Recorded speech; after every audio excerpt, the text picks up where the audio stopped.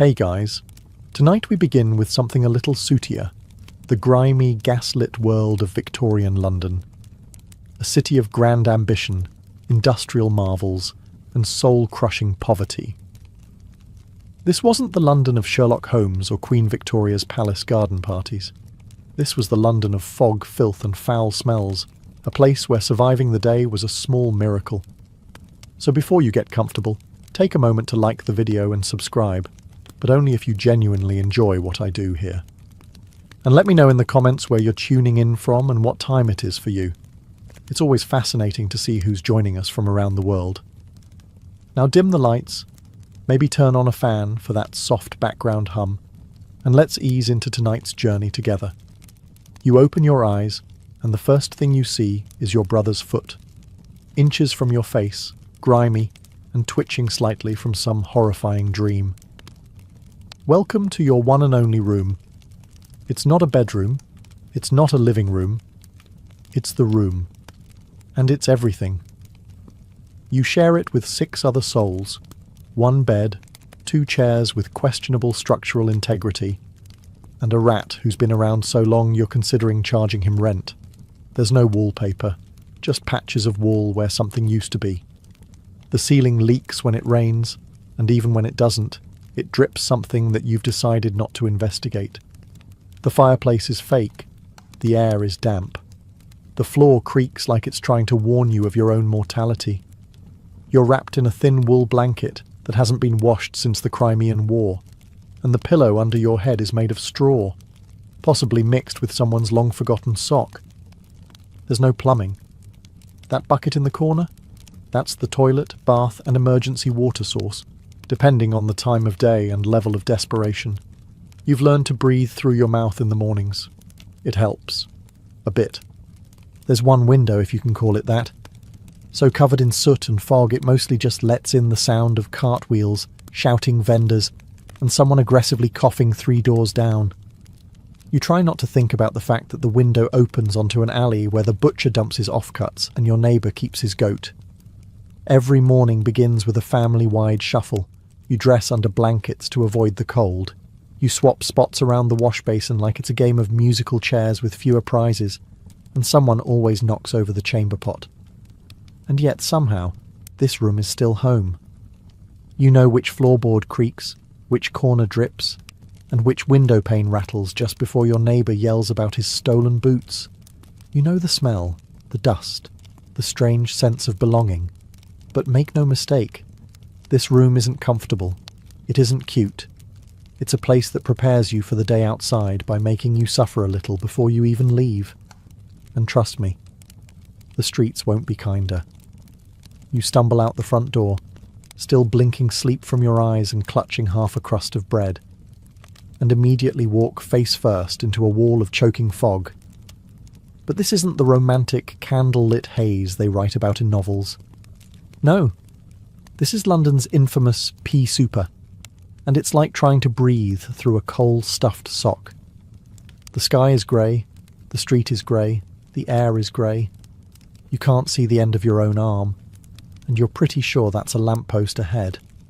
Or possibly a horse. Could go either way. This fog isn't just weather. It's murderous. Formed by the happy marriage of industrial coal smoke and natural mist, it clings to everything. It seeps into your lungs, coats your throat, and gives your clothes that signature London look, soot-streaked and mildly flammable. You cough. Everyone coughs. It's part of the local soundtrack, like church bells and clattering hooves. Children hack like lifelong smokers. Old men cough so hard they rattle windows. And doctors, well, they recommend moving to the countryside, which is great advice if you own land and your own lungs. The smell is a complex bouquet. Chimney soot, sewage vapour, horse manure, and last night's overcooked cabbage. If perfume makers bottled this, it would be called Eau de Urban Misery. And it gets into everything. Your hair, your bread, your one nice shirt you wear to funerals and job interviews. It's all stained with the scent of progress. The worst part? No one's surprised. People go about their day blindly, literally. Street lamps burn all day long and still don't help. You hear someone trip in the alley next to you, and someone else swear as their umbrella disappears into the mist like a ghost ship. At night it gets even thicker. The fog curls through door cracks. It blankets the tenements, and if you don't keep a candle lit, you might walk straight into the fireplace, or worse, your neighbour's lap. So yes, the air in Victorian London doesn't just choke you, it brands you, smokes you, and dares you to keep breathing, and you haven't even reached the street market yet. You've made it out of bed, out of your smoke-soaked hovel, and down into the day's grey beginnings. Now your stomach groans. Time for breakfast. Except, breakfast in Victorian London is less of a meal and more of a ritual in lowered expectations. If you're part of the working class, and you almost certainly are, breakfast isn't eggs or toast or a hearty pile of bacon. It's a crust of bread that could double as a roof tile. Maybe some porridge, if the oats weren't eaten by the rats in the cupboard. And tea. Always tea. Not because it's comforting, but because it's boiled. And anything that's been boiled probably won't kill you. Milk? Only if you can afford it, and even then it's a gamble. It might be watered down or worse, preserved with formaldehyde by enterprising vendors who think child-safe is a loose guideline. Sugar is expensive. Butter? A legend. Jam? Only if your aunt died and left you some in her will. If you're lucky enough to work in a factory or live near a bakery, you might sniff warm bread on the air. Don't get excited. That's not your bread. That's someone else's breakfast, likely belonging to a man with a hat and a last name on his door. And if you're really down on your luck, an orphan, an out-of-work widow, or just someone who lost their job to a machine, you might find yourself queuing at a workhouse for a ladle of greyish gruel. It's warm. It's edible. That's about the kindest thing one can say. Street vendors might offer fried potatoes or old meat pies, but beware. The meat is unidentifiable, the oil ancient, and the odds of intestinal regret high. Still, the smell is oddly inviting. When you're starving, everything smells like hope. You eat quickly, standing, wrapped in your coat like a cloak of denial. There's no dining room, no soft morning music, just cold fog, clanging wheels, and the distant sound of someone already yelling about stolen coal. And now, bellies only half full and spirits not at all. It's time to step into the real monster, the streets of London. Welcome to the streets of Victorian London, a sprawling, chaotic organism, pulsing with smoke, mud and misery.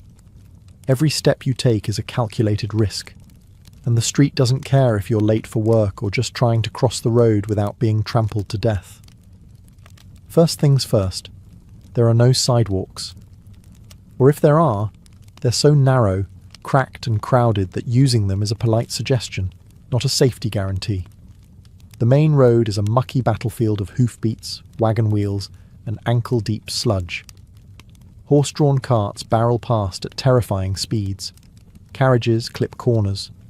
One false move, and you're face down in a puddle that smells like something died in it, because something probably did. Now, mind the gutters.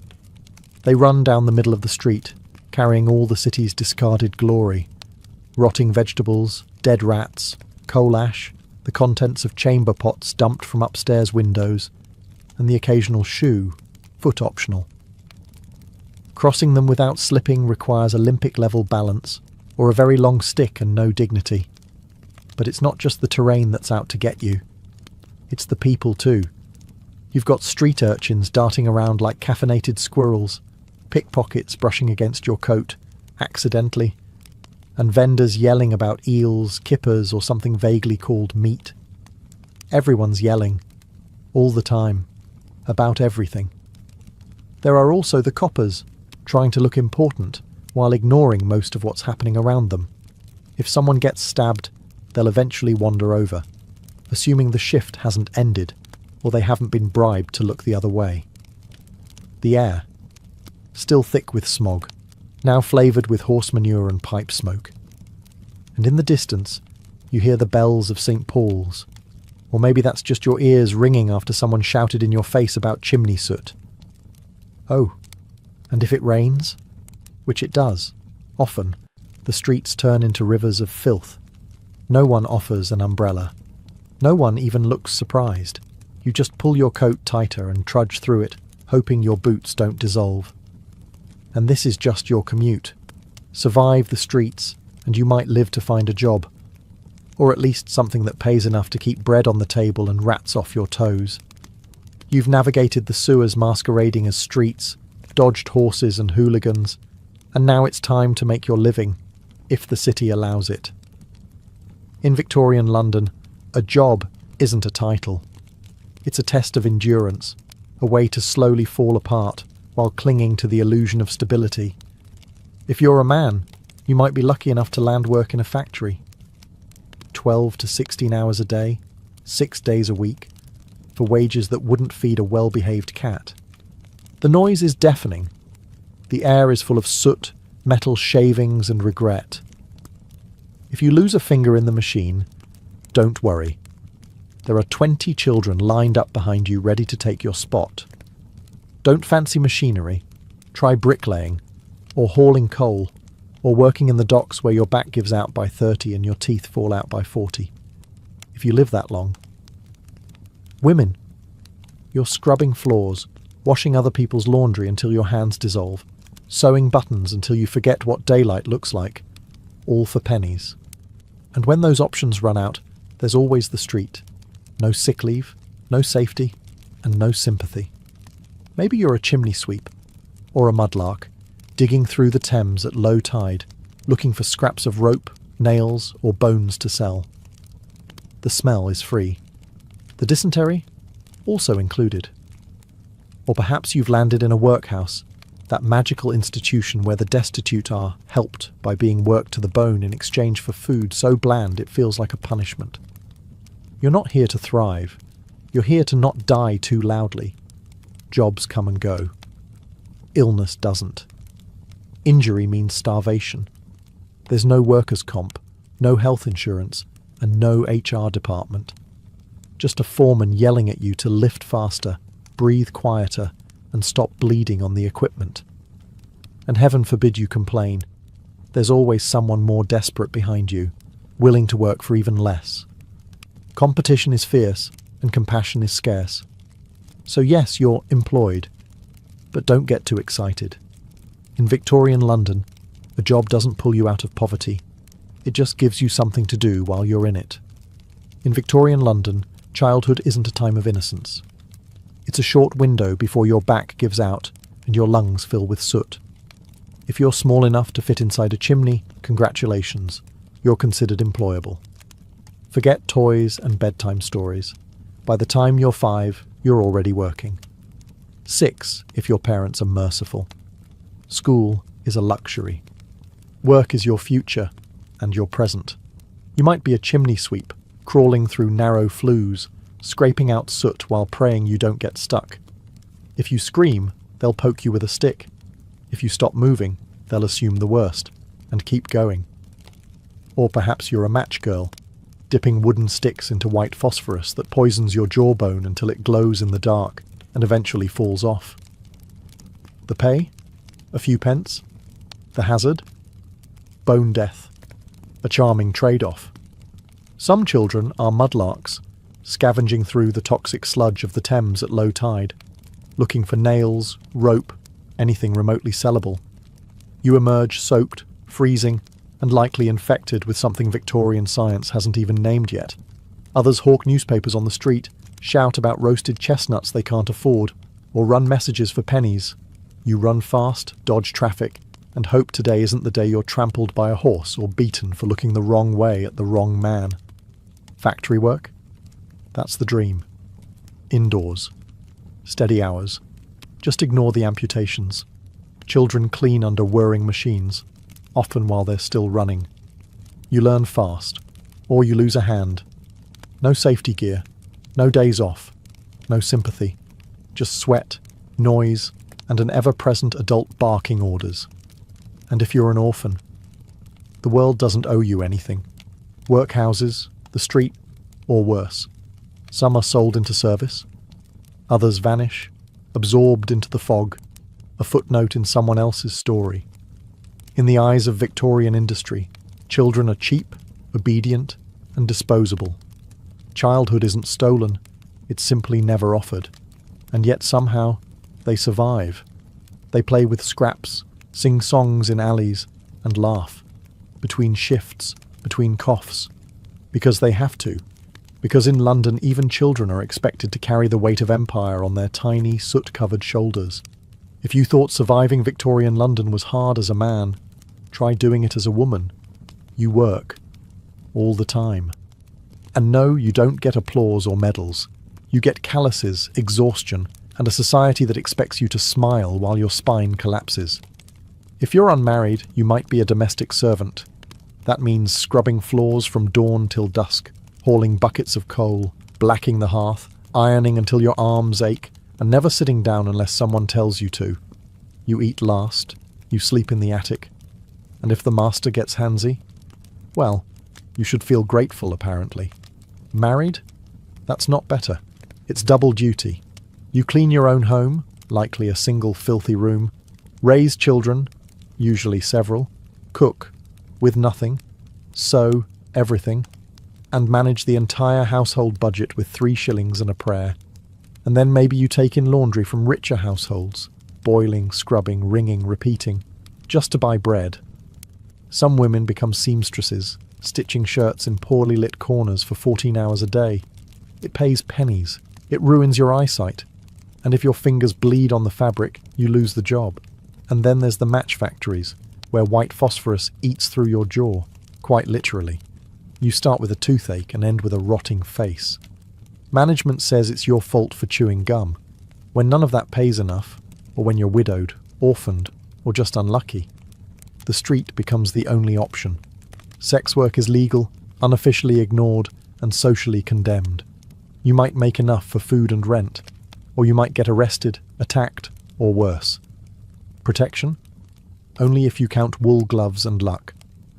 Women in Victorian London are expected to be quiet, clean, obedient, and always busy. You're the moral centre of the home. Even if the home has no floorboards, no heat, and no future.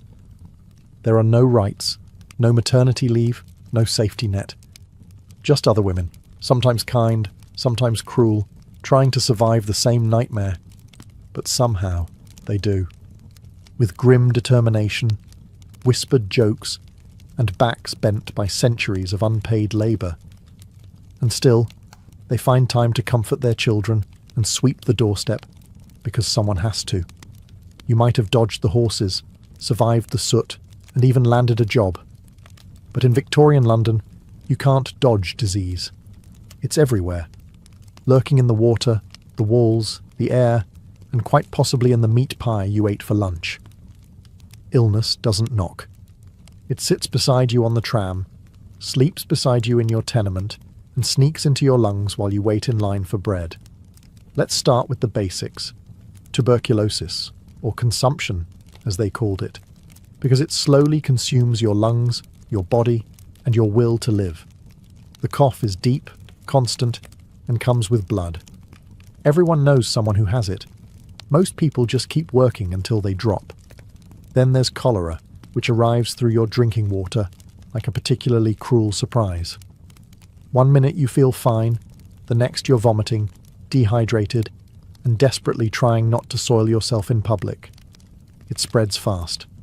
Whole streets go silent. The local pump is chained up too late. By then the damage is done.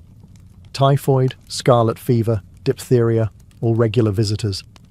Each has its own personality, but they all share one thing in common. They hit the poor the hardest. If you can't afford a doctor, and you can't, you're left with herbal remedies, homemade poultices, or the magical healing properties of hope. Of course, there's always laudanum, a beloved mixture of alcohol and opium sold over the counter. You've got a fever? Take laudanum. Cramps? Laudanum. Grieving the death of your 8th child? Double dose. You'll still die, but you'll die very relaxed. And what about the doctors? Well, they mean well. Sometimes. But medicine is still guessing with Latin. Leeches are still in fashion. Surgery is done without gloves. Antiseptics are a twinkle in Lister's eye. Your odds with a street barber aren't much worse. Disease doesn't discriminate, but your living conditions help it choose you faster. No sanitation, no ventilation, 10 people to a room. It's a perfect breeding ground for microbes, misery and mould.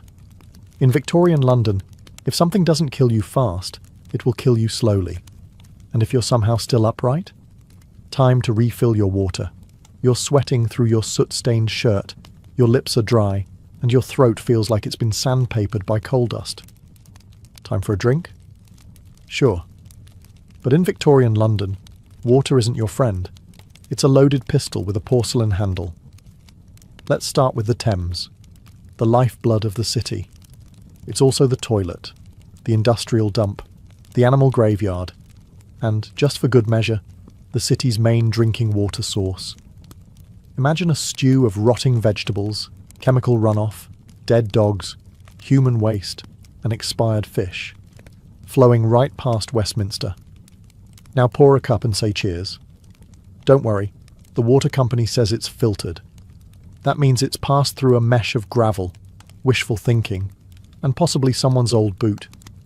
If you live in a working-class neighbourhood, your tap might come from a public pump down the street, which you share with 200 neighbours and 3 nearby factories. And the worst part? You might not even know it's deadly, until it's too late. Cholera loves bad water. So does typhoid. They swim freely through the pipes like microscopic sharks. Whole families are taken out within days. A shared bucket, a misused chamber pot, a splash from the wrong pump, and your headline material, if you're lucky. Bathing? Now that's adorable. Most people don't have bathtubs. If you're middle class, you might share one with the family once a week. If you're poor, it's a tin tub in the kitchen once a month, if that. And that same water might double as laundry rinse, dishwater, or a place to soak your aching feet. Hygiene is creative. The government starts installing sewers eventually, thanks to the Great Stink of 1858, when the smell from the Thames was so horrific that Parliament fled the building. It took stench to make change. Until then, you boil your water when you can, or drink beer, the safe Victorian beverage for children and adults alike. Weak, warm, and slightly fizzy with salvation. So yes, in Victorian London you can die from a glass of water. The trick isn't just avoiding thirst. It's avoiding where the thirst takes you. You've tried honest work. It's long, filthy, and barely pays enough to buy yesterday's bread. The water might kill you, the factory definitely will, and the rent collector doesn't take IOUs. So what's left? Crime. And in Victorian London, it's not just an act, it's a career path. Start small. Maybe you're a pickpocket, or a dipper, as the slang goes. You blend into crowds near the markets, bump someone gently, and vanish with a pocket watch or coin purse. Charles Dickens made Oliver Twist famous, but the real-life versions didn't get musical numbers. They got sent to Newgate Prison or shipped off to Australia. If you're a woman, you might become a fence, buying and reselling stolen goods in back alleys under layers of shawls and misdirection. Or maybe you run a twilight house, where pickpockets drop their loot before the bobbies come sniffing. Feeling bold? Become a costermonger swindler, selling bruised fruit or watered-down milk from a rickety cart, disappearing before complaints catch up. Or try your hand at forgery, card tricks, or the always popular 3-card Monte, a fast-talking scam with a faster getaway. And if you've really got guts? There's always burglary, break into a warehouse, a merchant's shop, or, if you're desperate, a church. You might find something valuable. You might also find a constable with a billy club and no bedtime. The police force exists, but they're underpaid, undermanned, and often 2 steps behind. Plus, you can bribe the right officer if you know the system. And let's face it, you probably do. Crime syndicates in London were shockingly organised. Some had territories, code words, and full recruitment pipelines. Then there's the resurrection men, body snatchers who dig up fresh graves to sell corpses to medical schools. It's gruesome. It's illegal. It pays better than sewing buttons. Of course, the consequences are real. Get caught and you could be flogged, branded, jailed, or worse, transported to a penal colony. But if the alternative is starving on a cold street, well, risk has a certain appeal. Because in Victorian London, morality comes second to hunger. Crime isn't the opposite of work. It is work. And for many, it's the only job that hires. Let's say you've caught something. A cough, a fever. Maybe your leg's been run over by a delivery cart. Time to see a doctor.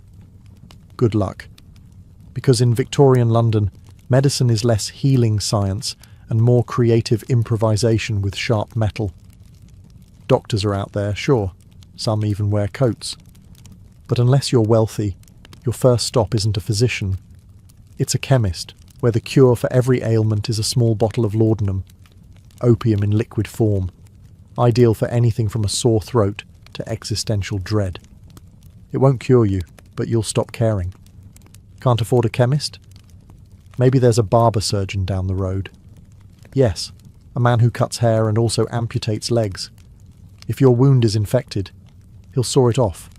No anaesthesia, no antiseptic, just a stick to bite and a bucket to scream into. And don't even think about hospitals.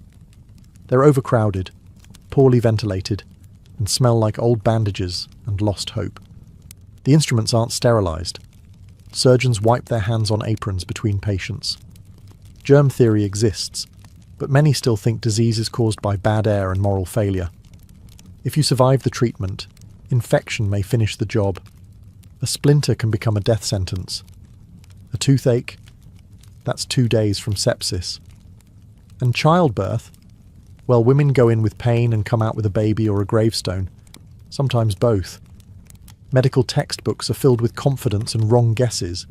You might be prescribed bleeding, mustard plasters, or a mild electrocution to stimulate the humours. They balance the body by draining it, mostly of blood, money, and hope. There are a few progressive doctors with new ideas. Cleanliness, hand washing, maybe even antiseptics. But they're usually mocked by their peers. After all, how dare anyone imply that a gentleman doctor's hands carry germs? So what do most people do when sick? They wait. They sip herbal tea. They light a candle and lie very still. Because every treatment carries a risk, and recovery often feels more accidental than intentional. You don't go to the doctor to get better. You go because you've run out of other options. And sometimes, just sometimes, you come back out alive. The sun sets, the gas lamps flicker to life, and the fog thickens like a shroud. You might think the city calms down at night, but this is Victorian London. When the light fades, the real dangers come out. Forget cosy firesides and quiet evenings. The streets belong to shadows, and they're not empty. The gaslight barely cuts through the mist. Everything is a silhouette, a hunched figure in the alley, a cloaked shape behind a lamppost, footsteps that echo one beat too many. If you're out alone, you're either lost or you've run out of better options. The police patrol in pairs, swinging their truncheons and trying to look menacing. But even the constables know certain alleys are best left alone. Criminals own the night, and most wear shoes softer than a copper's boots. Robbers, cutthroats and pickpockets thrive after dark. And if your route takes you through Whitechapel or Limehouse, you hold your breath and walk faster. Not because of ghosts, though the fog does play tricks, but because someone might be watching. And in 1888, he might have a knife. If you're a woman, the danger triples. Men leer from corners. Offers are whispered. Some follow. Others don't bother whispering. The darkness hides everything.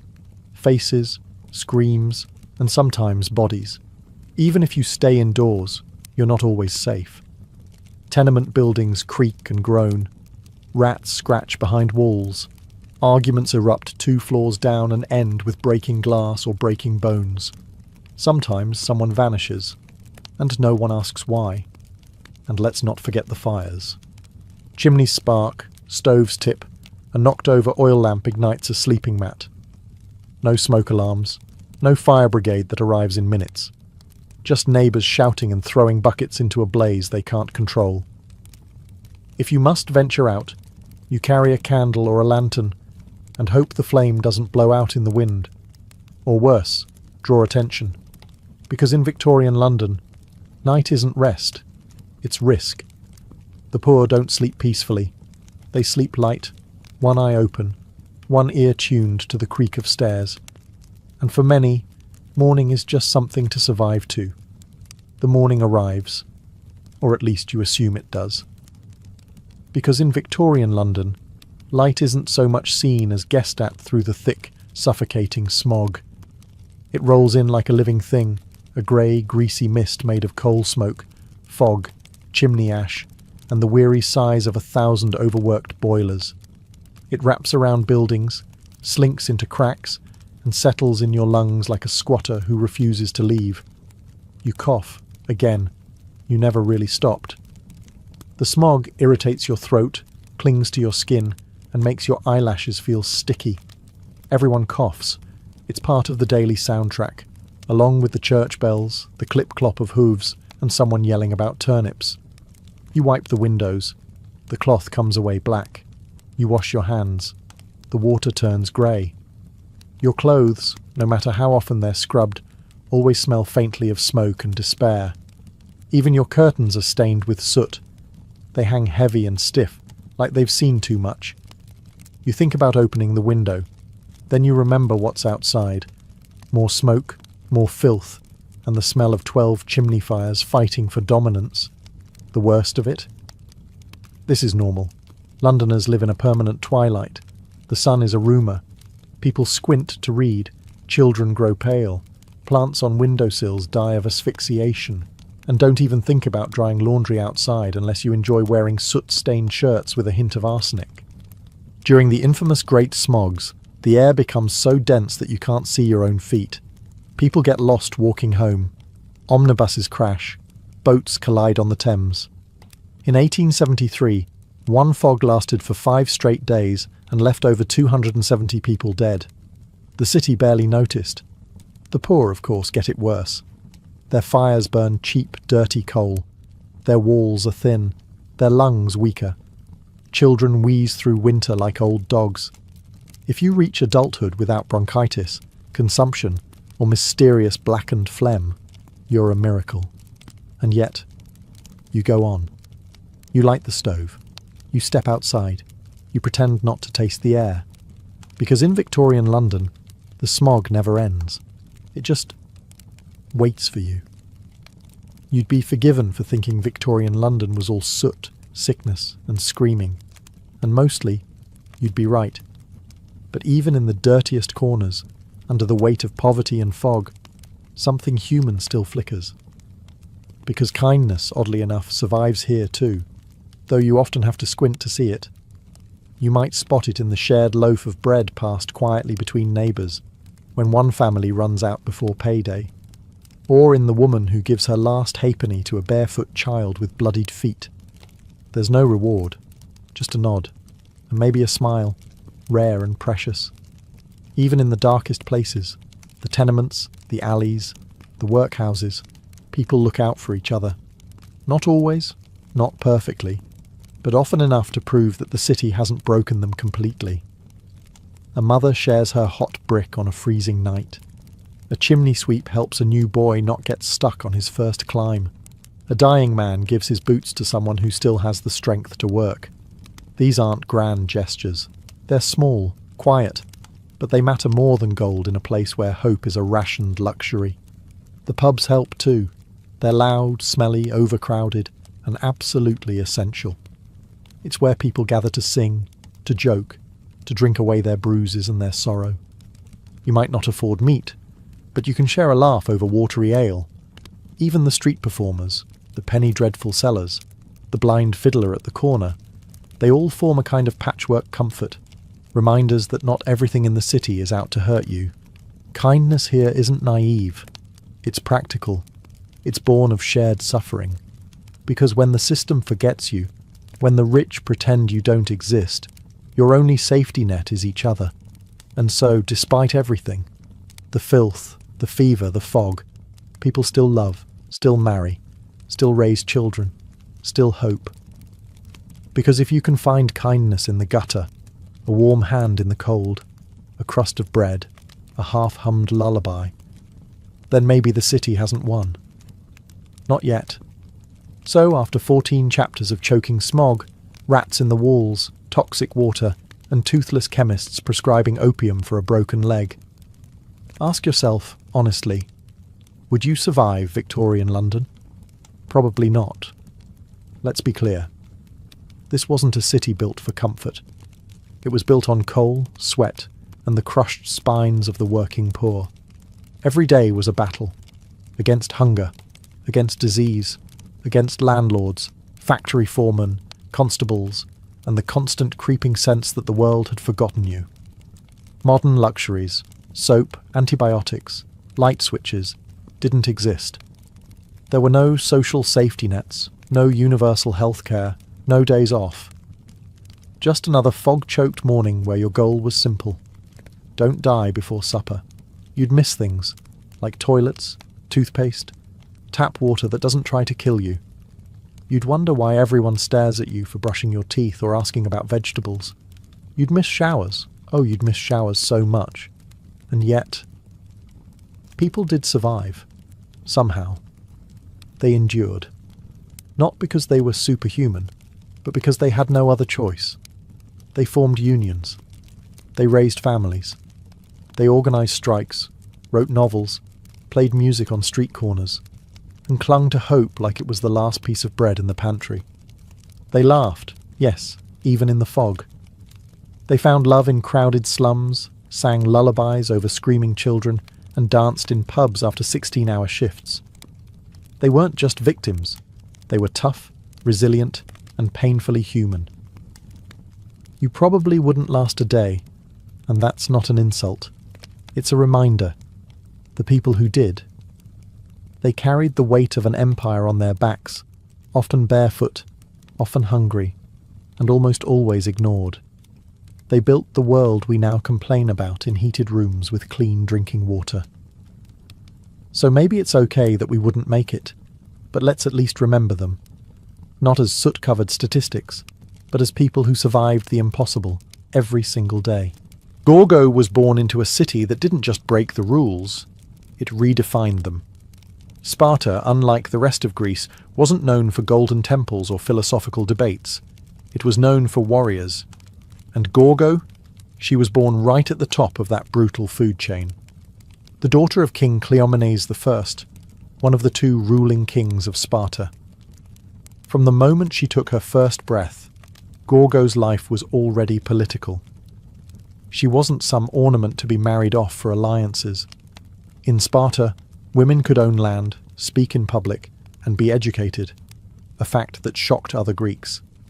And Gorgo wasn't just any Spartan woman. As the king's only child, she was expected to observe, learn, and one day wield influence in a world dominated by hoplite shields and sharp spears. As a young girl, she likely witnessed royal councils where matters of war and diplomacy were debated with blunt urgency, and she paid attention. Her father Cleomenes wasn't the most stable ruler. In fact, some thought he was completely mad by the end. But he left Gorgo with an early understanding of how dangerous politics could be, and how sharp the knife edge of power truly was. There's a famous story. When she was only about 8 or 9 years old, a foreign ambassador tried to bribe her father to support the Persian Empire. While the adults whispered, young Gorgo stepped forward and boldly warned her father, "Father, you had better leave, or this stranger will corrupt you." That wasn't just precocious, it was fearless. Her father listened, and the man was thrown out of Sparta. The lesson? Gorgo had teeth, and people learned early not to underestimate them. So before she was even of marriageable age, Gorgo was already showing signs of political brilliance and steel-edged judgment. She wasn't just royalty by blood, she was royalty by behaviour. And in a society that admired discipline, clarity, and brutal honesty, Gorgo thrived. Her destiny was already in motion. Not as a passive queen in a gilded palace, but as a Spartan lioness ready to guard her people, and, if needed, speak louder than the kings themselves. Gorgo's marriage to King Leonidas was not a tale of courtly romance or opulent weddings. This was Sparta, where practicality reigned and weakness was despised. Leonidas wasn't just any Spartan man. He was a warrior through and through, known more for his silence and scars than for charm or poetry. But Gorgo was not looking for poetry. She was looking for power and a partner. By marrying Leonidas, she became queen. But unlike queens elsewhere in Greece, Gorgo didn't fade into the background. There were no secluded women's quarters for her, no endless weaving by candlelight. Spartan queens were expected to speak, to advise, to stand beside their kings as intellectual equals. And Leonidas knew exactly who he had married. Gorgo was clever, fiercely loyal to Sparta, and utterly unafraid to speak her mind, even to him. Their partnership was built on mutual respect. In the famously terse style of their people, they likely spoke few words, but every word counted. Gorgo, raised in the fire of politics since childhood, likely advised Leonidas on diplomatic tensions, Persian threats, and internal Spartan rivalries.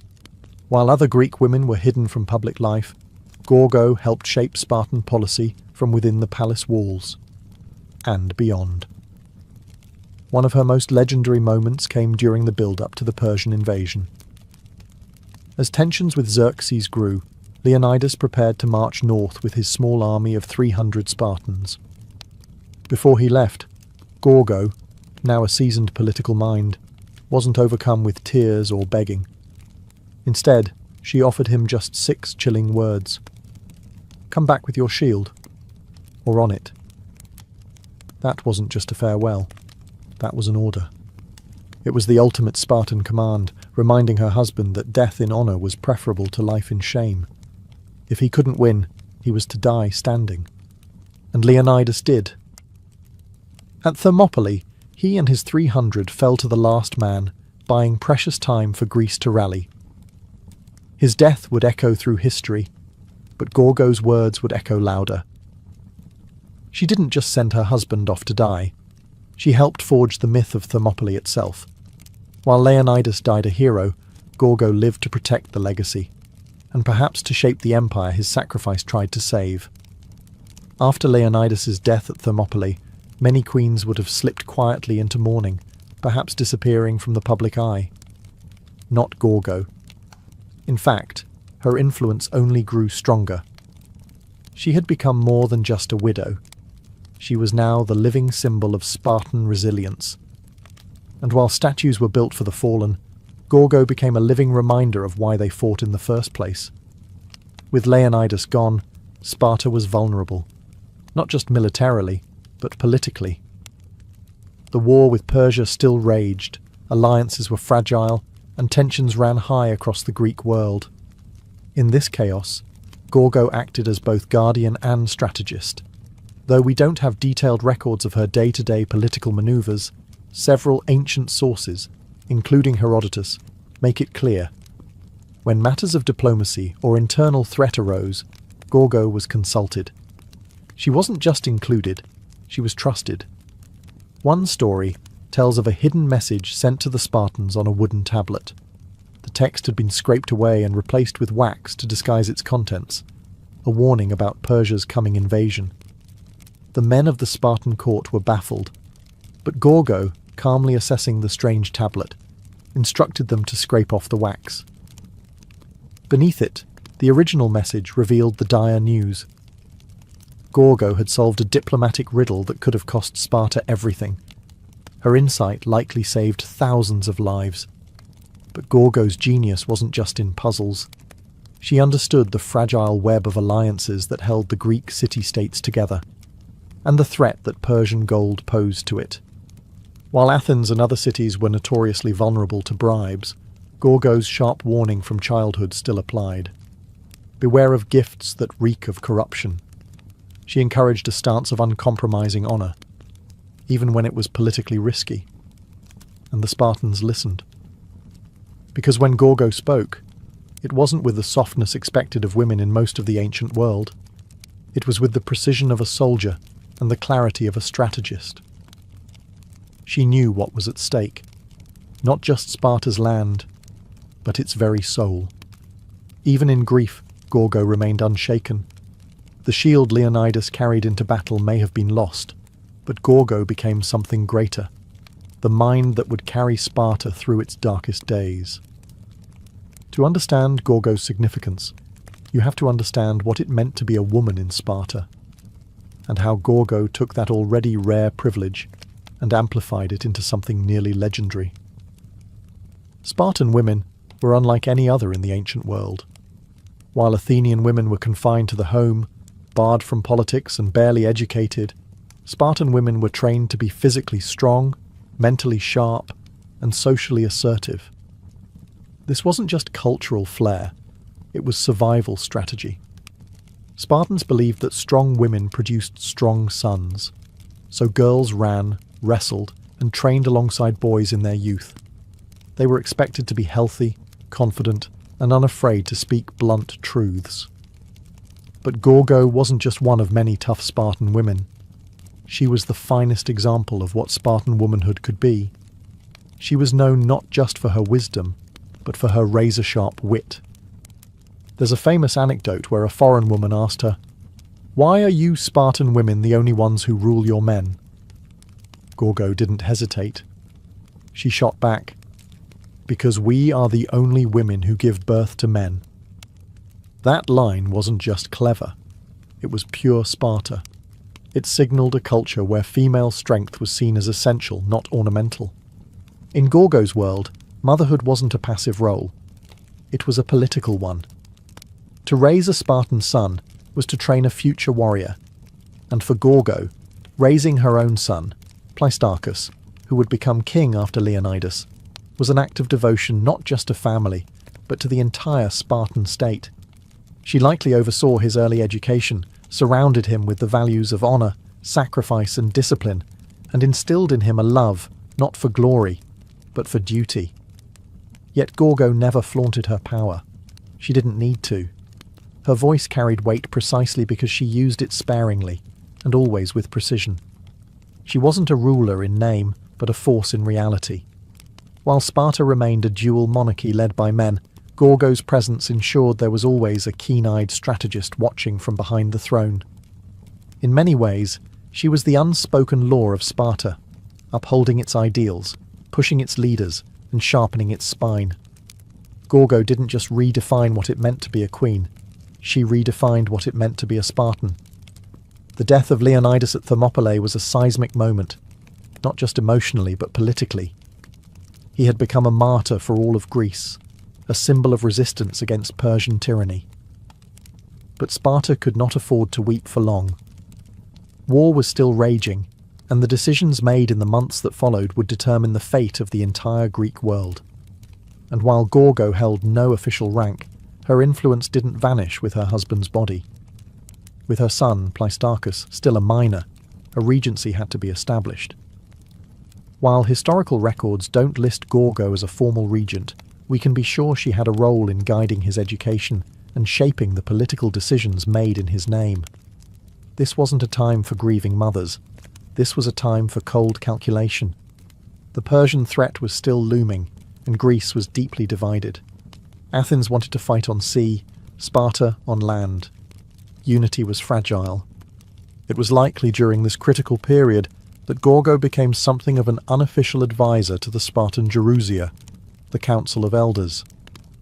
She understood both Persian cunning and Greek pride, and more importantly, she understood how to balance Spartan honor with practical survival. Sparta could not afford to be reckless, nor could it afford to look weak. Gorgo had seen what unchecked ambition did to her father Cleomenes, and she had learned how to walk the tightrope of power. She would have been present as Sparta debated its next steps, whether to march north again, whether to commit troops to the naval battle of Salamis, or whether to defend the Peloponnesus and let the rest of Greece fend for itself. These were not easy decisions, and they were being made by men who had just lost their king in a blaze of glory. Gorgo's presence, rational, emotionally controlled, and deeply patriotic, may have been the anchor Sparta needed. There is no record of her giving orders, but there didn't need to be. Spartan queens led through example, not decree. Her mere survival, her unshaken presence, was itself a kind of leadership. In a city obsessed with honour, Gorgo had already proven that she could carry the shield. And now, without Leonidas, she carried the memory of his sacrifice into every political decision that followed. As the war against Persia raged and the years passed, Gorgo's role subtly shifted, from queen consort to queen mother, from political influencer to guardian of legacy. Yet she was never a relic of a past era. Gorgo remained a living embodiment of Spartan ideals, a presence so formidable that even without a crown or battlefield, she still commanded attention. Her son, Pleistarchus, eventually took the throne, but he was not the kind of king his father had been. Quiet, less known, and largely absent from military glory, Pleistarchus ruled in the long shadow cast by Leonidas. And behind him, still watching, was Gorgo, the woman who had raised him, shaped him, and ensured he understood what it meant to carry the blood of a hero. But what made Gorgo exceptional wasn't just her connection to two kings.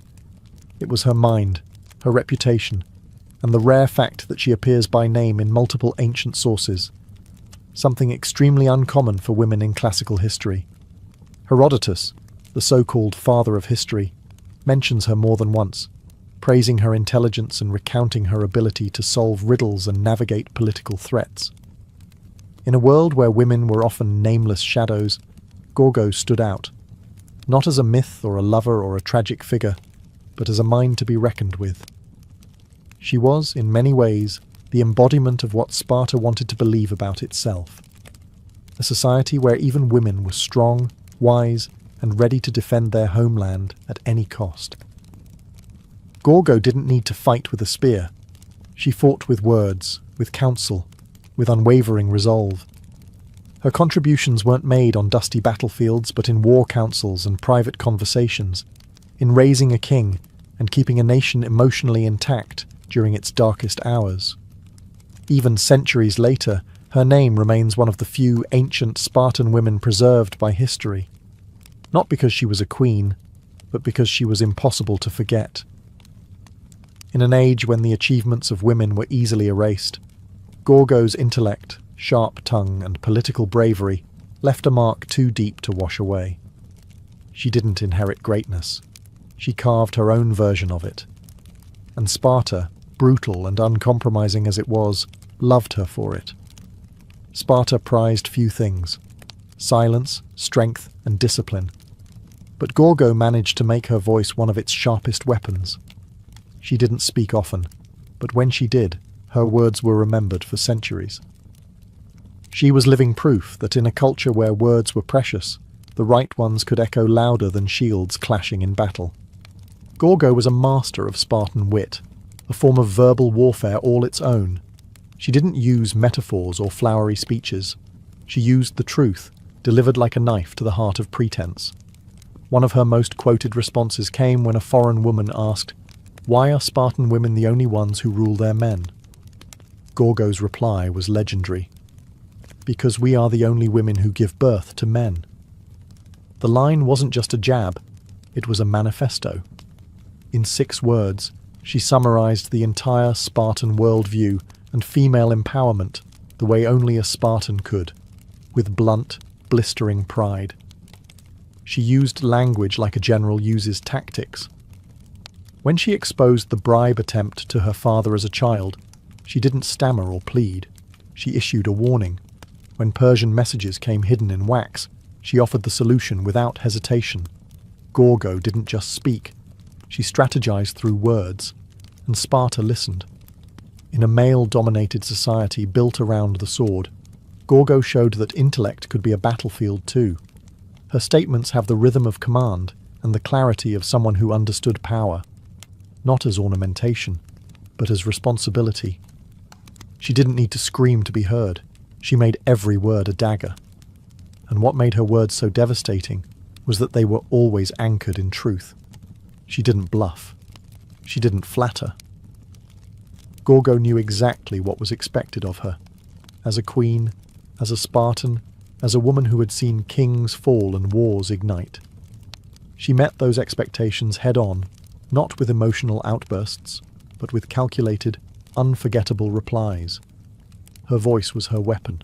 Her intellect was her armour.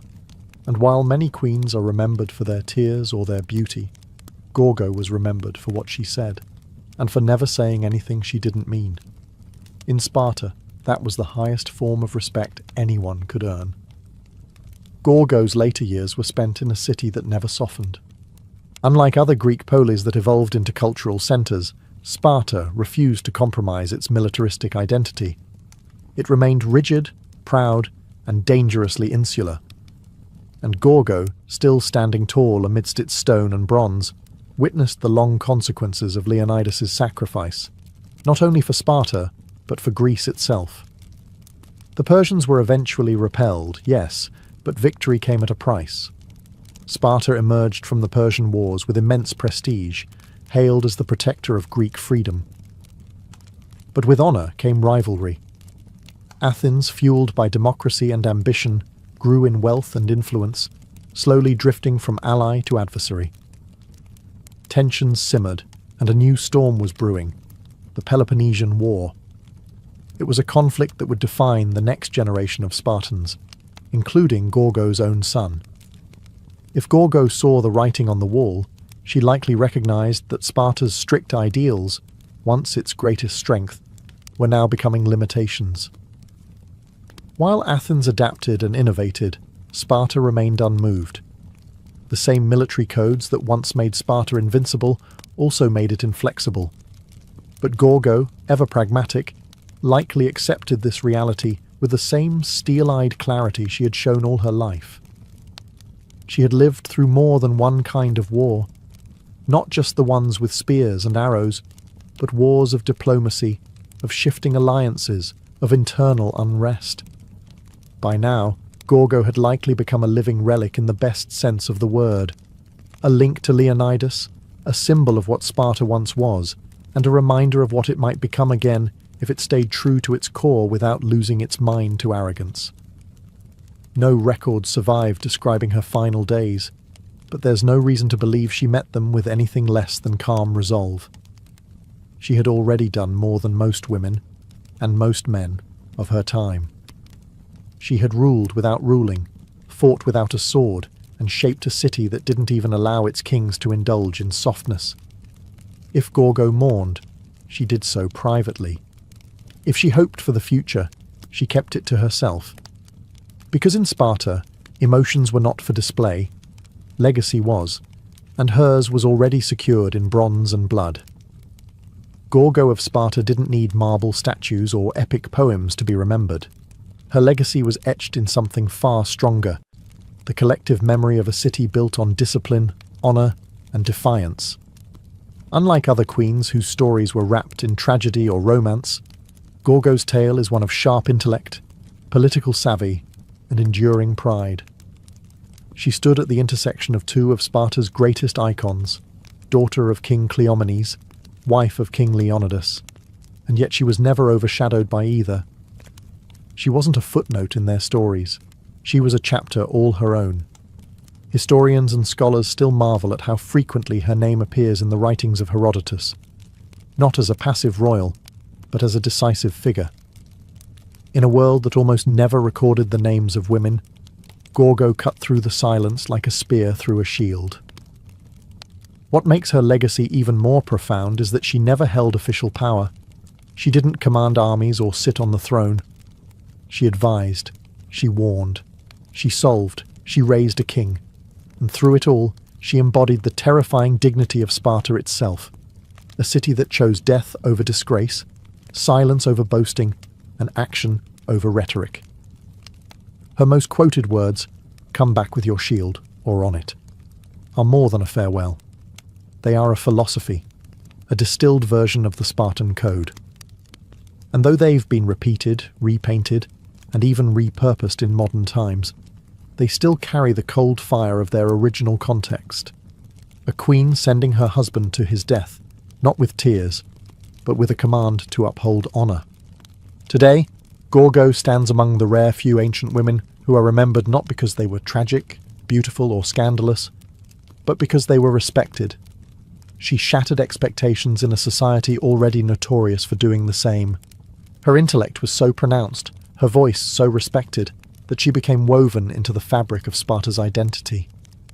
She may have lived over 2,000 years ago, but Gorgo remains a figure of relevance, for every woman underestimated, for every strategist who works behind the scenes, for every voice that refuses to whisper.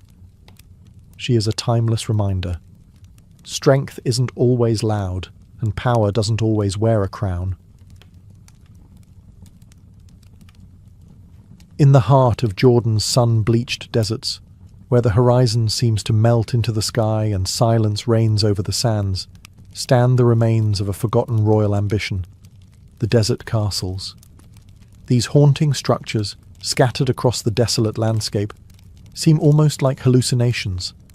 Grand facades rising out of the emptiness, complete with domed roofs, decorated arches, and faint traces of long-faded frescoes. They are beautiful, mysterious, and isolated, and they've puzzled historians for centuries.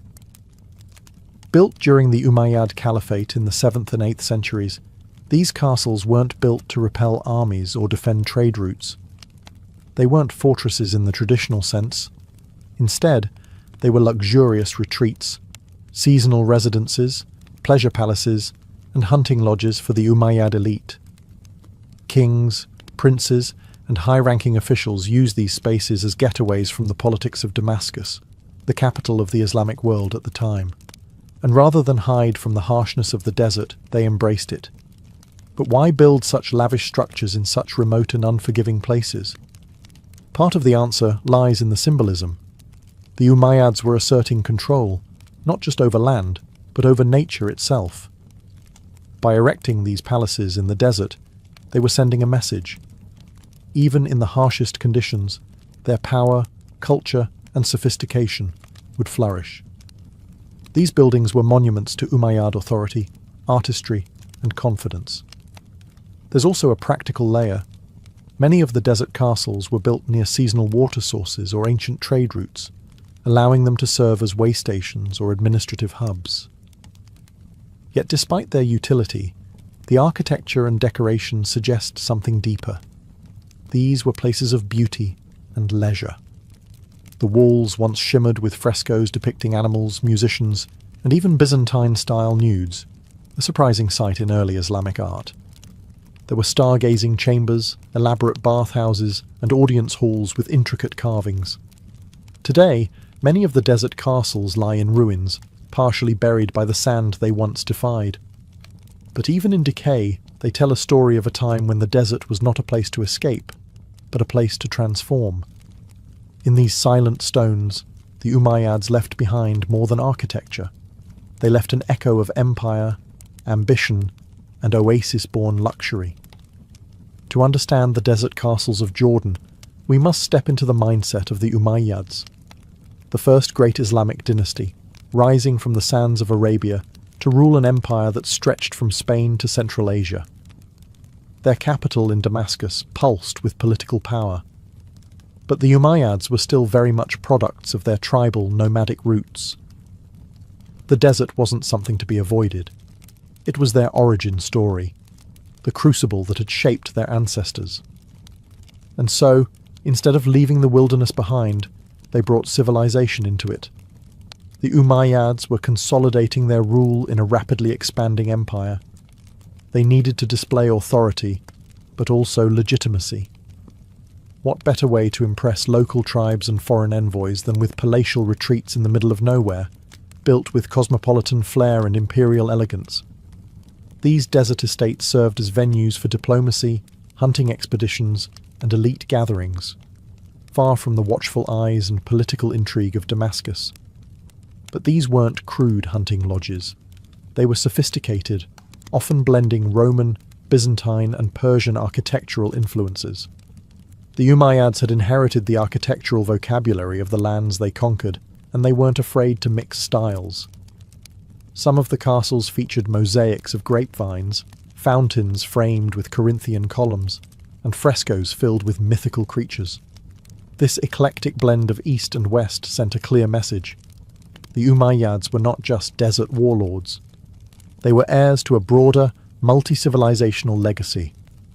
In places like Qasr al-Mashata, you can still see intricate stonework adorning the outer walls, with floral and geometric designs that suggest a fusion of Islamic restraint and Greco-Roman exuberance. At Qusayr Amra, frescoes depict bathing scenes, musicians, and even a painting of the Six Kings, an image showing rulers from Byzantium, Persia, and Ethiopia paying tribute to the Umayyads. It was visual propaganda carved in pigment and plaster. These castles weren't just about comfort, they were about image. The Umayyads understood that power needed a stage. In these desert theatres, far from the noise of the capital, they performed dominance, luxury, and cultural sophistication. They used the emptiness of the desert like a canvas, and on it they painted a vision of empire that was both ancient and utterly new. Among all the desert castles, none captivates the imagination quite like Qusayr Amra. Located deep in the Jordanian desert, it looks modest from the outside, a squat structure of dusty stone, half buried in the vast stillness of its surroundings. But step inside, and you enter a different world. Walls alive with images, colours that defy the harshness outside, and frescoes that whisper secrets from 13 centuries ago. Built in the early 8th century, Qusayr Amra is thought to have been commissioned by Caliph al-Walid Fais or one of his princes. It served as a pleasure palace and bathhouse, part spa, part political retreat, part cultural statement. The building features a domed audience hall, several bathing rooms, and a vaulted ceiling painted with the constellations, an Umayyad observatory hidden in the desert. But it's the frescoes that make Qusayr Amra extraordinary. Covering nearly every surface, they depict a world far removed from modern assumptions about early Islamic art. There are images of dancing women, wine drinking, musicians strumming lutes, hunting scenes, and even Greek mythological figures like Hercules. The ceiling of one room shows the zodiac and personifications of the planets. Another wall features the Six Kings fresco, a powerful piece of propaganda showing rulers from distant lands seemingly bowing to the Umayyads, reinforcing the idea that the desert, too, was part of their dominion. This bold use of figural art has sparked debate for decades. Islamic art is often associated with aniconism, the avoidance of human and animal figures, but Qusayr Amra proves the early Islamic world was far more complex. The Umayyads weren't just building religious spaces. They were creating secular ones, where luxury, astronomy, and power could mingle in visual celebration. And yet, time has taken its toll. Many frescoes are faded, their colours dulled by centuries of wind and heat. But restoration efforts have helped preserve their haunting beauty. Today, Qusayr Amra is a UNESCO World Heritage Site, a rare glimpse into the Umayyads' intimate, hedonistic, and politically charged vision of rulership. In the middle of a dry, empty plain, Qusayr Amra still whispers of courtly songs, hot baths, and starry ceilings. It is not just a building, it is a desert dream, painted in defiance of time.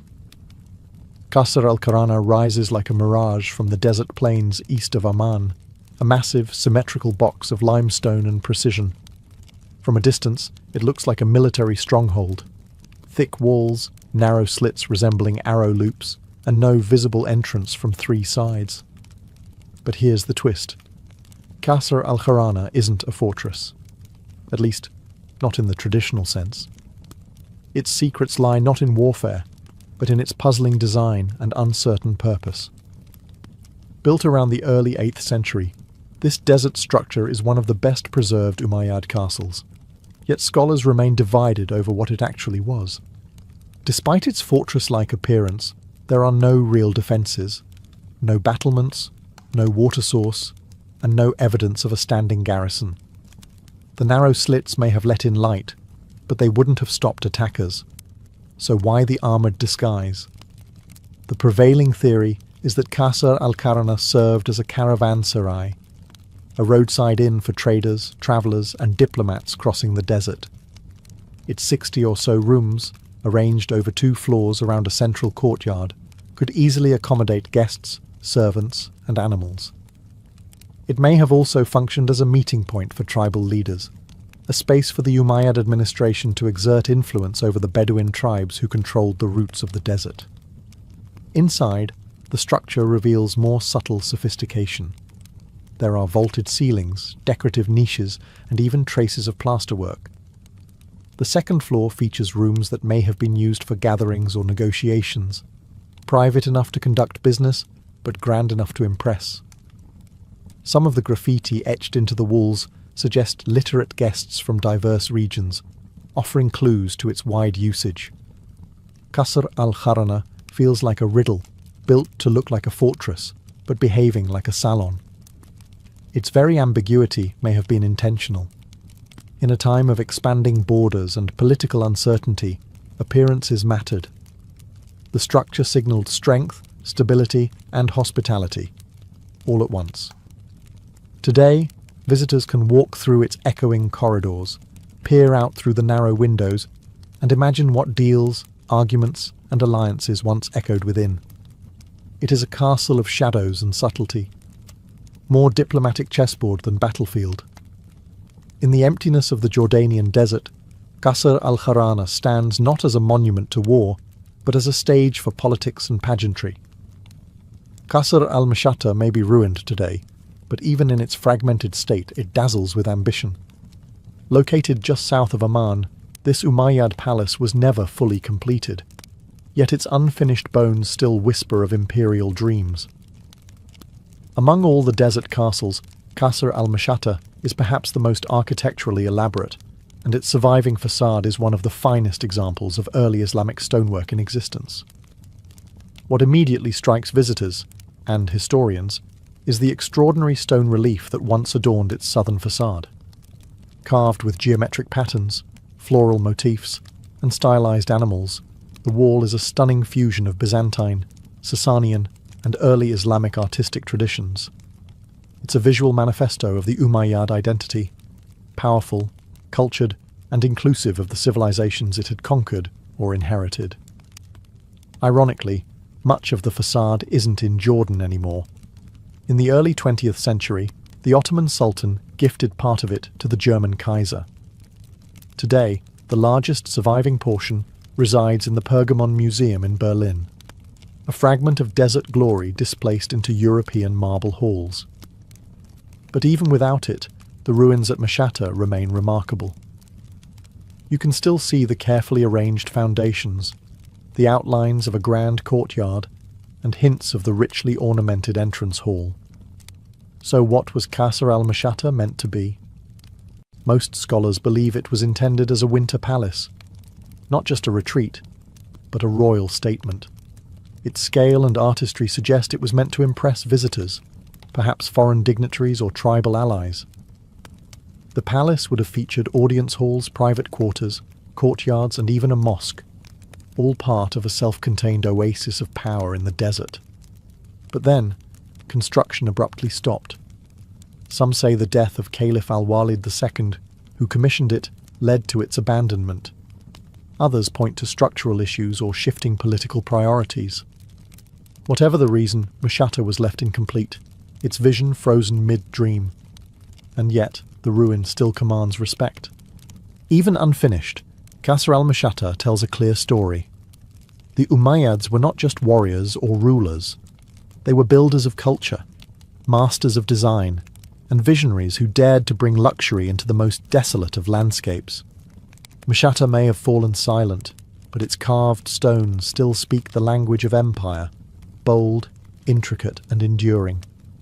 It might seem strange at first, elaborate bathhouses in the middle of the desert. But for the Umayyads, hammams were more than just places to wash. They were spaces of ritual, relaxation, diplomacy, and even celestial contemplation. Scattered throughout the desert castles of Jordan, these bath complexes stand as testaments to how the Umayyads brought civilization and comfort into one of Earth's most unforgiving environments. Take Qusayr Amra, for example. Behind its painted walls lies a complete Roman-style bath system, apoditarium, changing room, tepidarium, warm room, caldarium, hot steam room, and a furnace system underneath to heat it all, just like the old Roman thermae. The technology wasn't new, but the intent was freshly Islamic. The Umayyads had absorbed the knowledge of their conquered territories and adapted it to their own needs. In a world where water was precious, having a functioning bathhouse was a sign of serious wealth and power. It demonstrated the caliphate's ability to manipulate nature, not just survive it. Bathing wasn't just hygienic, it was social. Here, rulers and courtiers could relax, host tribal leaders, or discuss matters of state away from the prying eyes of the court. It was intimacy wrapped in ceremony. And then there's the art. In the steam-filled walls of these hammams, we find frescoes that challenge expectations, zodiac signs, planetary figures, bathing women, musicians, hunting scenes. The ceilings in some bathhouses even resemble ancient planetariums, especially in Qusair Amra, where constellations are meticulously painted across the dome. It's as if the act of bathing was elevated into a cosmic experience, linking the physical cleansing of the body with the spiritual vastness of the heavens. This embrace of luxury wasn't decadence, it was calculated. The Umayyads weren't Puritans. They believed that showcasing their refinement was a way to legitimize their power. And in the desert, where luxury was scarce, a steaming bath was as much a political statement as a military parade. These hammams, tucked inside lonely palaces, offered not just water, but culture. Places where sand gave way to steam, and where the stars above were mirrored in painted ceilings below. They remind us that even in exile from the capital, the Umayyads lived not with austerity, but with elegance and intention. One of the most mesmerizing and overlooked aspects of Jordan's desert castles is how many of them seem designed not just for comfort or politics, but for the stars. In a time before telescopes and apps, the night sky was both map and mystery. The Umayyads, inheritors of Greco-Roman science and Persian cosmology, looked to the heavens with both spiritual reverence and intellectual curiosity. And they brought that fascination into the architecture of their desert retreats. In Qusair Amra, for example, the bathhouse dome is painted with an astrological sky. The zodiac signs, constellations, and celestial symbols circle the ceiling in a rich blend of science and art. This is not decoration for decoration's sake. It reflects a deep understanding of astronomy, likely inherited from the scholars and scribes of the Byzantine and Persian empires. The Umayyads weren't just warriors, they were cultural sponges, absorbing the best of what the ancient world had to offer. The presence of these celestial themes may have had multiple layers of meaning. On one hand, they signalled the caliphate's knowledge and sophistication. On the other, they echoed a more mystical relationship with the cosmos, the belief that power on earth was mirrored in the stars. Aligning one's rule with celestial order wasn't just good politics, it was divine symbolism. In the quiet of the desert, far from the lights of the cities, the night sky would have been overwhelming, black velvet lit with thousands of stars. The desert castles, with their open courtyards and domed chambers, were ideal observatories. Whether for calculating calendars, navigating the desert, or engaging in more esoteric practices, these sites were perfect for skywatching. The combination of isolation, silence, and celestial awe must have created a setting that was as spiritual as it was scientific. It's worth remembering that early Islam was not at odds with science. In fact, the Umayyad era helped lay the groundwork for what would later become the Islamic golden age of astronomy. These castles, built in the middle of nowhere, were part of that intellectual lineage, not just places to bathe or rule, but to contemplate the heavens. In stone and pigment, the Umayyads carved their place between earth and sky, desert kings with their eyes on the stars.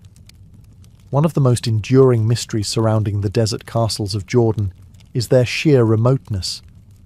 Why would the Umayyads build lavish palaces, richly decorated bathhouses, and star-studded observatories so far from any major city or settlement? The answer lies not just in geography, but in psychology, politics, and performance. First, there's the practical. The early Umayyads were still rooted in their nomadic, tribal past. For them, the desert was not an obstacle, it was home. The open landscape offered familiarity, privacy, and freedom. Building in the desert allowed the caliphs and their princes to retreat from the constant pressure of court life in Damascus and reconnect with their roots. These weren't outposts, they were sanctuaries. But the isolation also served a deeper purpose: symbolic domination. Constructing monumental architecture in the middle of an arid wasteland was an intentional act of power. It demonstrated that even the most barren, inhospitable lands could be tamed and transformed by the will of the caliph. These castles sent a message: that Umayyad authority extended beyond cities and farms into the very heart of nature's emptiness. Remote placement also ensured secrecy and exclusivity. These castles were where sensitive negotiations could unfold, where tribal leaders could be wooed with gifts and luxury far from the rumours and rivalries of urban politics. The solitude created space for diplomacy, indulgence, and experimentation, whether that meant engaging with foreign customs or enjoying figural art forbidden in stricter religious settings. Additionally, the locations were often more strategic than they appeared. Some castles sat near seasonal trade routes or vital water sources.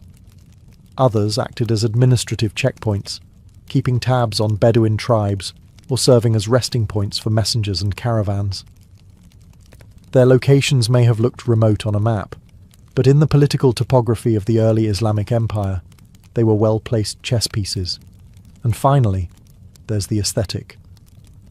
The vast emptiness of the desert served as a backdrop that amplified the majesty of the structures themselves. The contrast between barren land and intricate stonework made these castles feel like miracles, man-made oases of culture and elegance standing in proud defiance of nature. Their remoteness wasn't a flaw, it was the point. Each desert castle was a quiet roar, declaring that refinement, rule, and beauty could bloom even where nothing else dared to grow. The desert castles of Jordan may no longer echo with the footsteps of caliphs, diplomats, or stargazers, but they endure, quiet relics of an empire that dared to inscribe its grandeur into emptiness. And today, they serve a different purpose. They are windows into a vanished world, drawing in scholars, tourists, and dreamers who walk their sand-swept halls in search of forgotten stories. Modern Jordan has embraced these sites not only as historical treasures, but as symbols of cultural resilience. Castles like Qusayr Amra, Qasr al-Kharana, and Qasr al-Mashata are now protected heritage sites, with Qusayr Amra proudly wearing its UNESCO World Heritage Site status. Restoration projects, carefully balancing preservation with authenticity, have stabilized frescoes, cleared debris, and opened these ruins to public exploration. Still, time and nature remain persistent adversaries. The harsh desert climate, intense sun, dry winds, and sand erosion continue to threaten the delicate artwork and structures. Conservationists face the daunting task of protecting sites that were never meant to last over 1,000 years, let alone face modern tourism and climate challenges. But the effort persists, driven by a sense that these ruins hold not just artistic or architectural value, but spiritual and cultural insight. For modern visitors, these castles provoke wonder and questions. How could such beauty exist in such isolation? What does it say about the nature of power, art, and survival? Walking through Qusayr Amra's painted chambers, or gazing through the narrow windows of Qasr al-Kharana, one is struck not by decay, but by the persistence of memory. And in a broader sense, the desert castles remind us that the early Islamic world was far more diverse, creative, and open than often portrayed. These structures challenge assumptions about art in Islam, about luxury in the desert, about the boundaries between East and West. They reveal a dynasty that was at once rooted in tradition and hungry for innovation. Today, The castles stand alone again, surrounded by silence and stone. But they are no longer forgotten. They speak, not with shouts, but with whispers, about a civilization that saw the desert not as a void, but as a stage.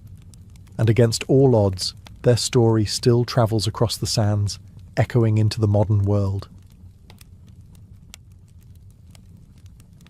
Imagine a world without numbers, without writing, without even the concept of months or hours. This was the world of our Paleolithic ancestors, yet even then time moved and people noticed. Before there were calendars, timekeeping devices, or even language to describe it, early humans tracked time by watching nature. The rhythm of the earth, its light, its seasons, its sky, was their only clock. The most obvious cycle was the day itself.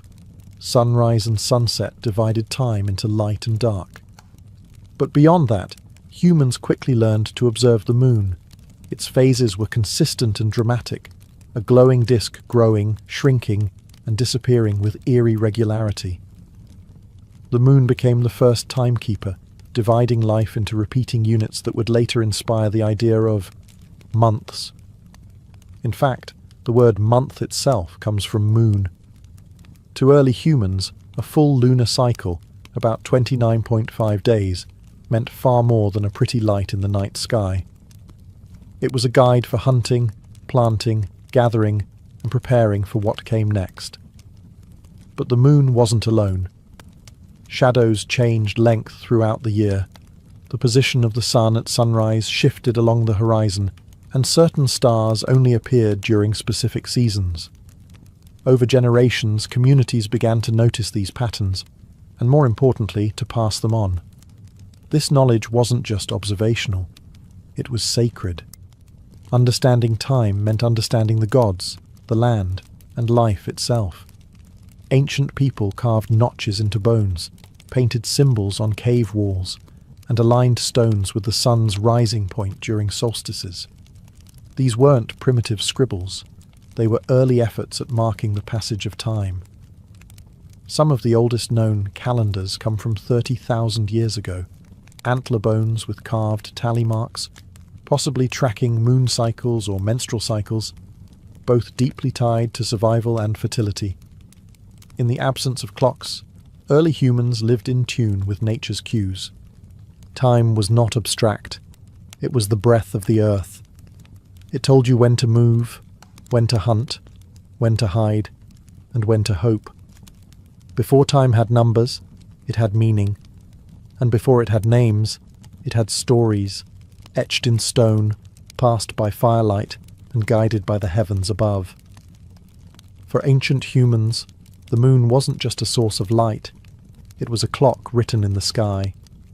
Its phases were predictable and mesmerizing, waxing crescent to full moon, then waning to darkness before the cycle began again.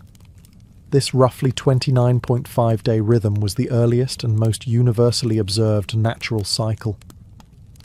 Long before civilizations rose, hunter-gatherers across continents were counting moons. Not years or weeks, but moons. These lunar phases became the foundation of the first real calendars. We know this because archaeologists have found engraved bones and stones, with carved markings in repeating sequences, likely tallying the days between each visible moon phase. Some of these artifacts are over 30,000 years old, predating writing and even agriculture.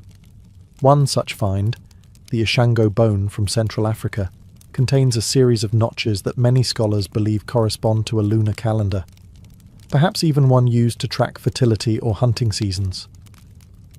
Why the moon? Because it was the easiest way to see time change. Solar changes happened slowly, and stars required deep knowledge. But the moon was obvious, shifting every few days and offering a sense of progress. For early humans, especially nomadic ones, this was practical and reliable. A month was a complete moon cycle, and 12 of those came close to a full solar year, though not quite. This mismatch would cause problems later, especially for agricultural societies that needed more accurate planting schedules. As civilizations began to form, many cultures formalized these lunar calendars. The Babylonians, Egyptians, Chinese, Maya, and Hebrews all used versions of lunar timekeeping. Some, like the Islamic calendar, remain strictly lunar to this day. Others began adjusting, adding leap days or months to sync the moon's cycle with the solar year. But in these early stages, the moon reigned supreme. The calendar wasn't just a tool, it was a sacred map. The moon was often personified as gods, goddesses, or celestial beings who watched over the people. Its cycles were tied to festivals, rituals, and myths. In tracking the moon, early humans weren't just measuring time, they were giving it meaning. The moon taught us to count, and in counting we began to understand time not as an endless blur, but as something that could be held, named, and passed on. As human societies evolved from nomadic bands to settled agricultural communities, the moon alone was no longer enough. Farming required more than knowing when a month had passed. It demanded precise awareness of the seasons, when to plant, when to harvest, when rains would come or frost would return. And for that, early humans turned to the sun. Unlike the moon, the sun's movements were subtle, stretching across the horizon over the course of a year. But those who observed patiently began to notice a pattern. The sun did not rise and set in the same place every day. At certain times of year, what we now call the solstices and equinoxes, the sun reached key turning points. These became cosmic anchors, marking the longest and shortest days, and the times when day and night balanced perfectly. Ancient people began to build solar calendars, not with ink, but with stone. The most famous example is Stonehenge in England. Though its exact purpose remains debated, its alignment with the summer and winter solstices is unmistakable. On those days, the sun rises or sets perfectly in line with specific stones. In a world without clocks, this was breathtaking precision. Similar alignments appear across the globe, in the Nabta Playa stone circle in Egypt's desert, in Chaco Canyon in North America, and in the temples of Machu Picchu. These weren't random. They were built by sky watchers who connected celestial events with agricultural cycles and religious rituals. For these ancient societies, the sun was more than a giant torch. It was divine. Many cultures worshipped solar deities, Ra in Egypt, Inti in the Andes, Surya in India. The return of the sun after the longest night was often cause for celebration, symbolizing rebirth and continuity. These festivals, aligned with solar events, eventually formed the backbone of early religious calendars. Tracking the sun required patience, architecture, and spiritual vision. It meant observing not just 1 month at a time, but a full solar year, mapping the sky, recording the horizon, and marking time with permanence. Where the moon gave us motion, the sun gave us structure. Through stones and shadows, humans began to bind the heavens to the earth. And in doing so, time was no longer just a cycle. It became a calendar, carved into the land, aligned with the stars, and wrapped in the sacred. For early civilizations, tracking time wasn't just about agriculture or seasons. It was a spiritual act. Time itself was sacred, a divine rhythm flowing from the heavens into daily life. Each moment had meaning. Each season carried cosmic weight. Calendars weren't simply charts, they were instruments of ritual, designed to align human behavior with the will of the gods. In ancient Mesopotamia, priests climbed ziggurats not just to be closer to the sky, but to observe the stars and planets. These observations weren't purely scientific. They were acts of devotion. The Babylonians divided time with stunning accuracy. A 7-day week, a 360-day year, and even a base 60 number system that still influences how we measure minutes and degrees. But this wasn't about efficiency. It was about order. By measuring time, they were mirroring the divine structure of the universe. Egyptians took it even further. Their calendar, one of the most advanced in the ancient world, was tied closely to the Nile and the rising of Sirius, the brightest star in the sky. When Sirius reappeared at dawn, it signaled the flooding of the Nile, a life-giving event. That celestial moment, marked the start of the Egyptian New Year, a celebration tied to fertility, rebirth, and the favor of the gods. Across the ocean, the Maya developed one of the most intricate calendar systems ever devised, combining lunar cycles, solar years, planetary motions, and sacred numbers into an interlocking series of time counts. Their Tzolk'in calendar tracked a 260-day spiritual cycle, while the Harb tracked the 365-day solar year. Time for the Maya was not linear. It was cyclical, divine, and deeply bound to prophecy and ritual. Every moment had a spirit. Every date had a destiny. Festivals, sacrifices, coronations, and even wars were timed to coincide with celestial rhythms. Kings were crowned not just when politically convenient, but when the stars aligned. To ignore the calendar was to invite chaos, not just in the fields, but in the cosmos. In this world, to keep time was to hold power, not over people, but over meaning itself. Sacred time governed the lives of ancient civilizations, and through sun, moon, and star, the calendar became not just a record of passing days, but a bridge between the mortal and the divine. As civilizations grew more complex, so too did their need to organize time beyond months and seasons. The concept of a year, a full cycle of Earth's orbit around the Sun, slowly took shape.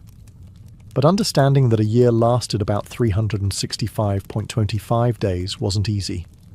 It took centuries of observation, correction, and yes, frustration. The earliest formalized years were often imperfect. Lunar calendars, while useful, created a problem.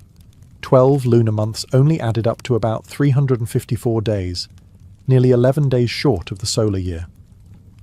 Over time, this gap caused chaos. Harvest festivals began to drift into the wrong season, and spring rituals occurred in the heart of winter. Civilizations had to make a choice: stay loyal to the moon or correct the drift. Many opted for the latter. The Babylonians created a lunar calendar, but added an intercalary month every few years to realign the calendar with the seasons. The Egyptians, however, took a bolder step.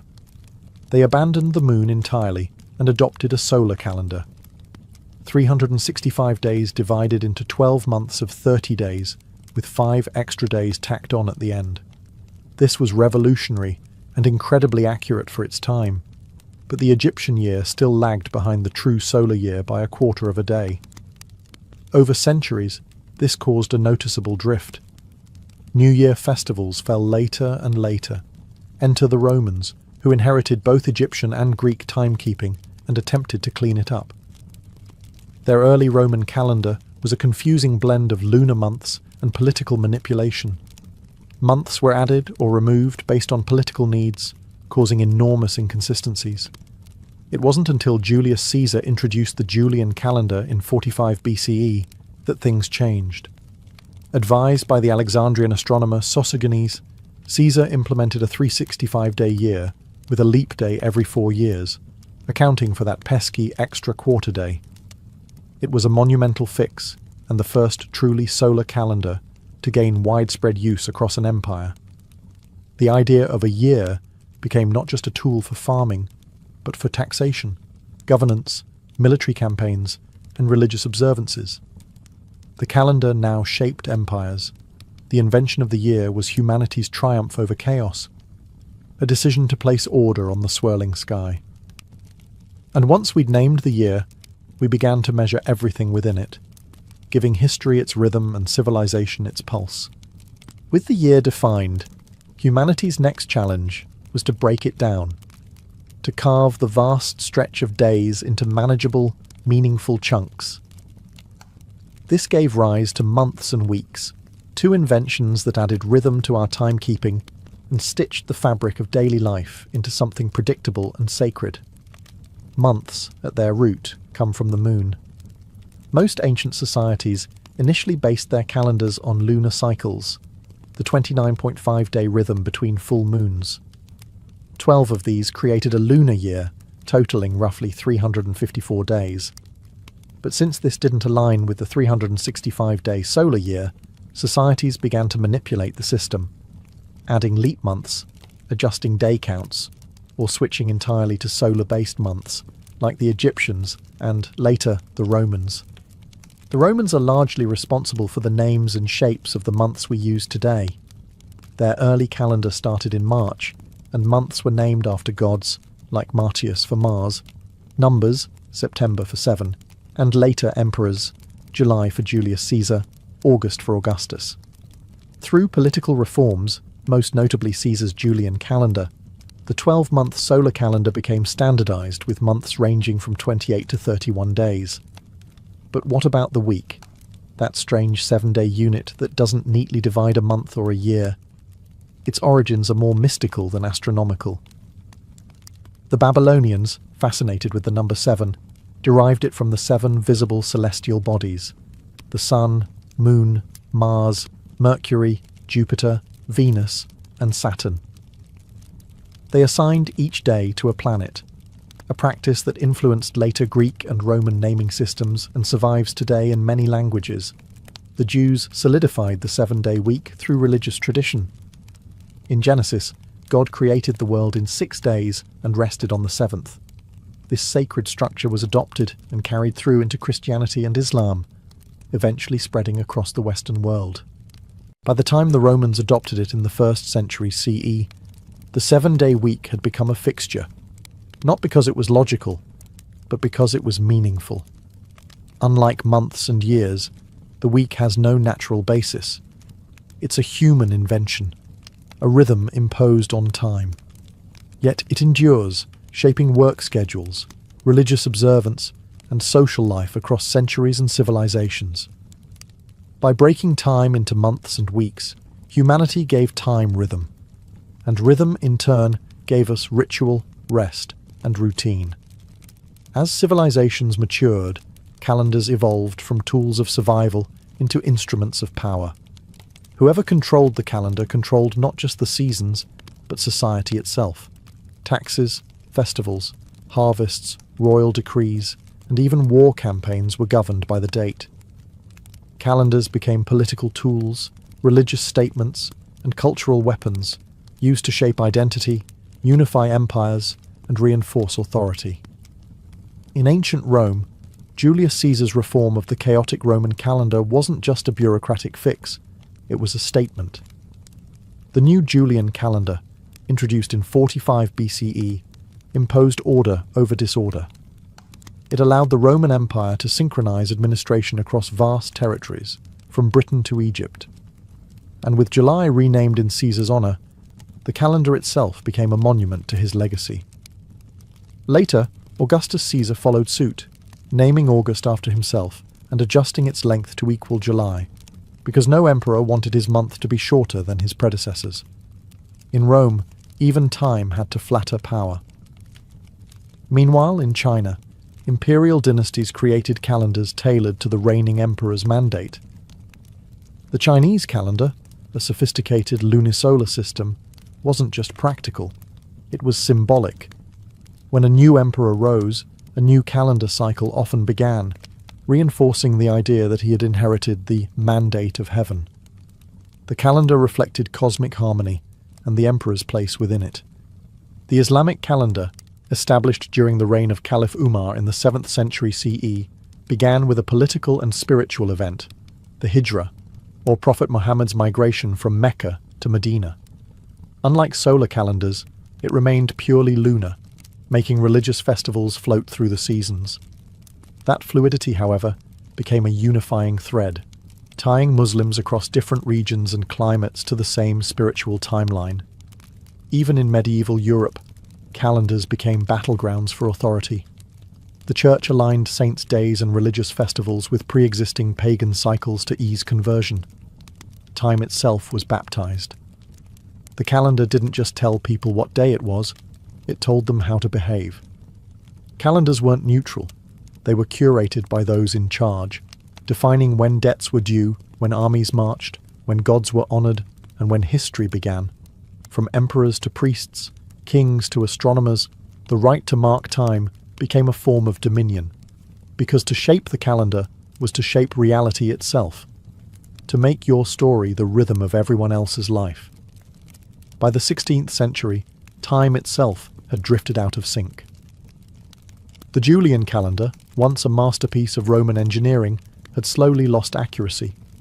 It miscalculated the solar year by about 11 minutes annually, a small error that, over centuries, added up. By the 1500s, the spring equinox, which once fell around March 21st, had crept backward to March 10th. For a church that depended on precise dates to celebrate Easter, this was a theological crisis. Enter Pope Gregory XIII, who in 1582 launched the most significant calendar reform in history, the Gregorian calendar. Guided by Jesuit astronomers and mathematicians, the Pope's solution was both simple and radical. To realign the calendar with the actual solar year, 10 days were dropped. October 4th, 1582, was immediately followed by October 15th. Time itself was rewritten. But the reform didn't stop there. Gregory's team also revised the leap year rule. The Julian calendar added a leap day every 4 years, but that was too generous. The new rule kept the leap year every 4 years, unless the year was divisible by 100, unless again it was divisible by 400. So 1600 was a leap year, but 1700, 1800, and 1900 were not. This corrected the long-term drift and brought the calendar's accuracy within 26 seconds per year of the solar cycle. Still, adoption wasn't immediate or universal. Protestant and Orthodox nations viewed the Gregorian calendar with suspicion, seeing it as a Catholic power play. England didn't adopt it until 1752, by which point the error had grown to 11 days. Russia didn't switch until after the Bolshevik Revolution in 1918. The result? For centuries, dates could differ drastically between countries. Imagine two people celebrating New Year's 2 weeks apart in neighbouring lands. Despite resistance, the Gregorian calendar eventually became the global standard, not because of religion, but because of practicality. As science, navigation, commerce, and international diplomacy grew, the world needed a shared system of time. The Gregorian calendar was simply too precise, too useful to ignore. This wasn't just a correction. It was a revolution in how humanity experienced time. With the stroke of a papal pen, the world's days were recalibrated, and modern timekeeping was born. In the end, the Gregorian reform did more than fix Easter. It aligned the human clock with the celestial one, once again making time a dance between heaven and earth. Today, the calendar feels ordinary, something printed on smartphones, office walls, and kitchen magnets. But behind its grids and numbers lies a legacy thousands of years in the making, a journey from sacred ritual to mechanical precision, from observing the stars to syncing with satellites. Timekeeping, once the domain of priests and astronomers, is now a global system, standardized, regulated, and relentlessly ticking. We now use the Gregorian calendar almost universally. It governs everything from international law to shipping schedules, space missions, and the Olympic Games. But while this calendar dominates, others still exist, echoing ancient rhythms. The Islamic Hijri calendar continues to guide religious life for millions of Muslims. The Hebrew calendar governs Jewish holidays and traditions. The Chinese lunar calendar shapes festivals like the Lunar New Year. In India, regional calendars coexist alongside the Gregorian one. Humanity didn't abandon its diversity. It simply added layers of utility on top of ancient roots. And then there's atomic time, the most precise method of timekeeping ever created. Based on the vibrations of cesium atoms, International Atomic Time, TAI, measures seconds with such accuracy that it would only gain or lose 1 second every hundreds of millions of years. From this, we derive Coordinated Universal Time, UTC, the global time standard used for everything from internet protocols to airline schedules. Leap seconds are sometimes added to UTC to account for Earth's slightly inconsistent rotation, a reminder that, even in the age of perfection, the planet itself refuses to be completely predictable. Yet despite all this precision, we still live according to rhythms that are deeply human. We celebrate birthdays. We look forward to the weekend. We count down to midnight on New Year's Eve, hearts full of hope, just as ancient people once watched the horizon for the return of the sun. The calendar, in its modern form, is both tool and tradition. It keeps airplanes from colliding, yes, but it also reminds us when to gather, when to rest, and when to remember. Behind its cold efficiency lies the same desire that drove our ancestors to carve notches into bones and align stones with the sky. The yearning to understand our place in time. In measuring time, we measure ourselves, past, present, and the dreams that await tomorrow.